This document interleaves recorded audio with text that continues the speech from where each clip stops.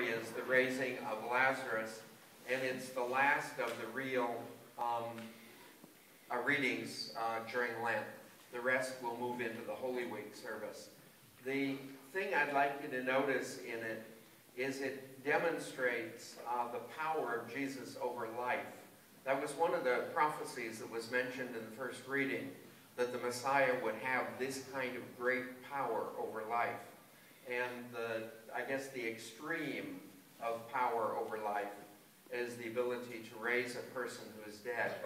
When I look at a text like this, I look at it slightly in a different way, because when I think of Jesus raising someone who has died, like Lazarus, I think of the state in which most of us die today, having been kept alive for so long by medicine and one thing or another.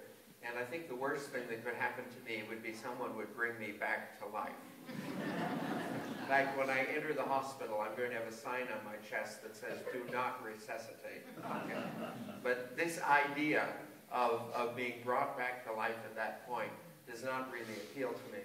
But what this reading does tell me is the way Jesus exercises control over life. And I think it's very important to notice that. There are two major things you see in this text with regards to Jesus' raising Lazarus. The first is the sense of timing. You have to wait for God to act. And everyone seemed to know when he was supposed to come. Everyone seemed to know when he was supposed to act and what he was supposed to do. But I think it's one of the qualities of God. He oftentimes waits beyond the point where you think the problem can be solved before he solves it. And so that's what you see. You have to wait. God acts in his time. The second thing is you need to follow his instructions. The instructions he gives here are very clear about opening the tomb, unwrapping the body. He has a series of instructions. And I think the great lesson for me is that Jesus Christ is absolutely in charge of every aspect of human life. If you can actually raise the dead, you're in charge of everything with human life. It's Jesus who can give me a peaceful life. It's Jesus who can give me a happy life.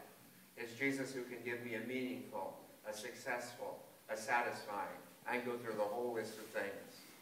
But he does require two things. The one thing he requires of me is that I follow his instructions. And the second thing is, I wait for him to act.